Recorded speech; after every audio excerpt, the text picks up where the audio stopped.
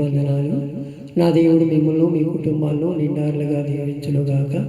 ఈ రోజంతా కూడా ఆయన రెక్కల నీళ్ళలో భద్రపరిచి పగలు వెన్న దెబ్బైనను రాత్రి వెన్నెల దెబ్బైనను తగలక నిన్నో నన్ను ఆయన రెక్కల నీళ్ళలో భద్రపరిచి క్షేమాన్ని అనుగ్రహించి మనందరినీ సురక్షితంగా కాపాడటానికి ఆయన ఉచితమైన కృపను బట్టి మనమందరము రుణస్తులమే. అందుమూలన ఇవాళ కొన్ని వాక్యాలు తెలుసుకోవాలి. యెషయా భక్తుడిని పరీక్షిస్తున్నాడు. నిన్ను నన్ను కూడా పరీక్షించాలని. మనం రేపు రాకడొస్తే ఆయనలో ఉంటామో లేదో తెలియదు. మనం ముందుగానే పరీక్షించాలని ఆయన ప్రణాళికలో ఉన్నాడు. ఆయన పరీక్షించటానికి మనల్ని ముందుగా సిద్ధపరిచాడు. ఏ విషయంలో పరీక్షిస్తాడో, దేనిలో పరీక్షిస్తాడో కొన్ని గౌరవ లేఖనాల బట్టి తెలుసుకుందాం. యెషయా గ్రంథము 48వ అధ్యాయము 10వ వచనం నేను చదువుతున్నాను. యెషయా గ్రంథము 48వ అధ్యాయము 10వ వచనం నేను చదువుతున్నాను. అందరూ కూడా బైబిల్ నుండి తీసి చదవండి. నేను నిన్ను పుటము వేసినట్లు కాదు, ఇబ్బంది కొలిమిలో నిన్ను పరీక్షించుచున్నాను అంటున్నాడు. యెషయా భక్తుడంటే పెద్ద ప్రవక్తలో ఒక ప్రవక్త. బైబిల్ గ్రంథం అంతా కూడా 66 గ్రంథాలు ఉంటే 66 అధ్యాయాలు రాసిన ఏకైక పుస్తకము యెషయా పుస్తకం. ఈ యెషయా అనేది చిత్రహింసలు పెట్టి చంపేయటానికి కారణం ఏంటంటే దేవుడు ఏదైతే ప్రవశించాడో ఆ ప్రవచనాలన్నీ నెరవేర్పుగా దీంట్లో రాయబడినాయి. ఈయన ప్రవశించినవన్నీ కూడా నెరవేరినాయి. ప్రతి విషయంలో కూడా పెద్ద ప్రవక్తల్లో 5 పెద్ద ప్రవక్తల్లో నేను ఈయనే అనుకోవచ్చు. మనం ఆయన దేవుడు దేవుని చెప్పిన ప్రతిదీ కూడా ఈయన ప్రవచనాలు బట్టి నెరవేర్చుకుంటానే వచ్చాడు. అందుకే ఈయన్ని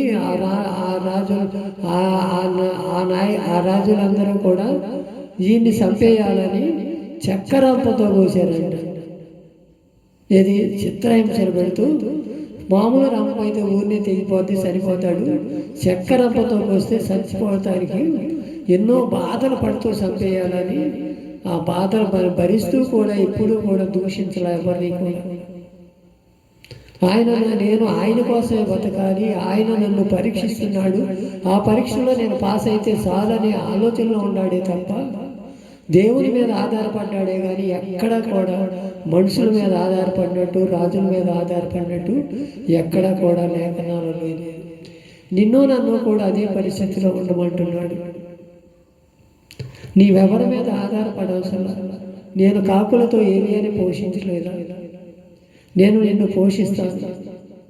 నీవు నా మీద ఆధారపడితే, నీవు నాతో నడిస్తే, నేను నడిచిన మార్గంలో నువ్వు నడిస్తే నిన్ను నేను పరీక్షించిన తర్వాత ఇబ్బంది కొలిములు అయినా సరే నువ్వు నా కోసం పాటుపడితే నిన్ను నేను ఒక ఉన్నతమైన స్థానంలో నిలబెడతానంటున్నాడు. ఏదన్నా కూతంత బాధ వస్తే జారిపోతాం, కొద్దింత ఎప్పితే బాధపడిపోతాం, ఏదన్నా జరగకూడదు జరిగితే ఇంకా బాధపడిపోతాం.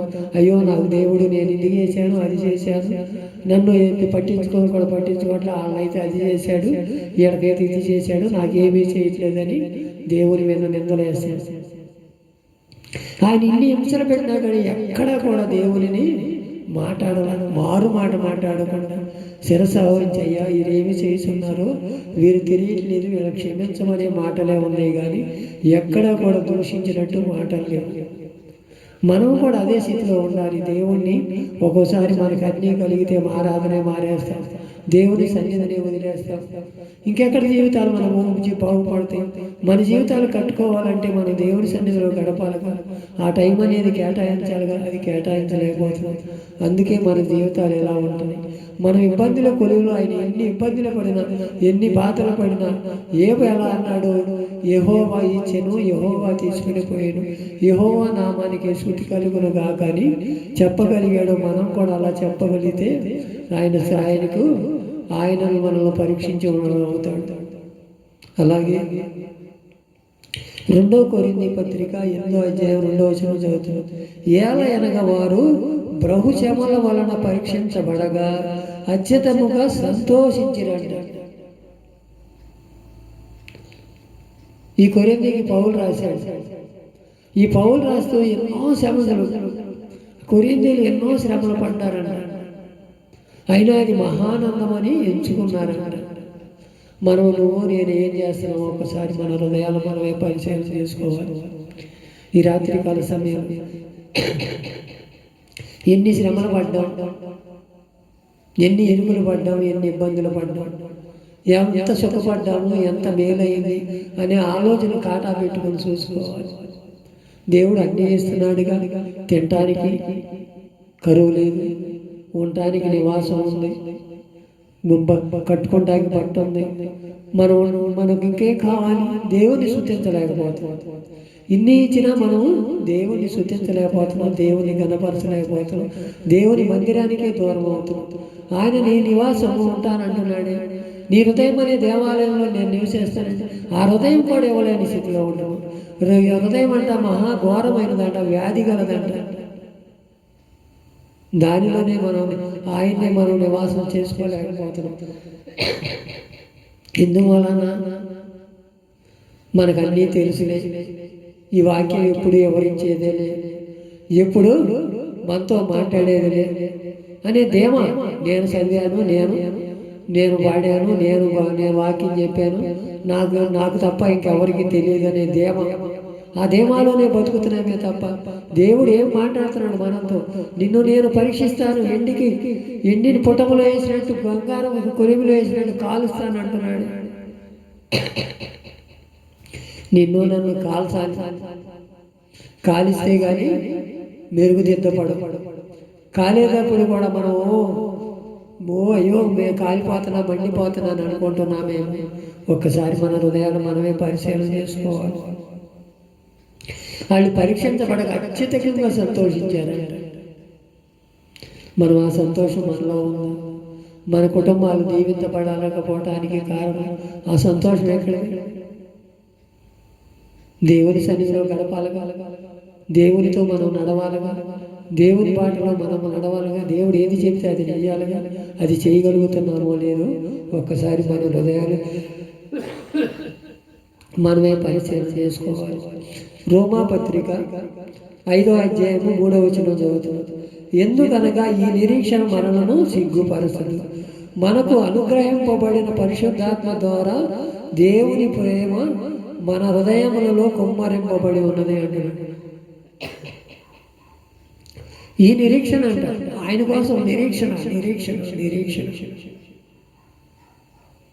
నాకు నా దేవుడు చేస్తాడు. నన్ను ఎన్ని బాధలు పెట్టినా, ఎన్ని ఇరుకులు పెట్టినా, ఎన్ని ఇబ్బందులు పెట్టినా ఏమైంది? పిల్లలందరూ సరిపోయారు.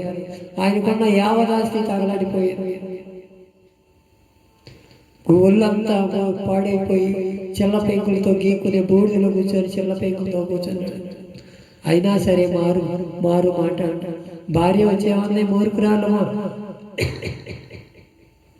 నువ్వు దేవుని దూషించి మరణం కావు. అప్పుడైనా నోరు తెరిచి దేవుడిని దూషించాడా? దూషించలా. మూర్ఖురాలు మాట్లాడినట్టు మాట్లాడుతున్నావే. యెహోవా కలిమిలో మనం తీసుకుందాం, లేనిమిలో మనం తీర్లు ఉండలేమా? మూర్ఖులాలు మాట్లాడినట్టు మాట్లాడకని దూషించి అనగడిగాడు. నువ్వు నేను ఎలా ఉన్నామో ఒకసారి మన హృదయాలు మనం పరిశీలన చేసుకో. ఈ నిరీక్షణ, ఆయన ఇచ్చే నిరీక్షణ పొందుకోవాలి మనం. ఆ నిరీక్షణ నీలో నాలో ఉందా?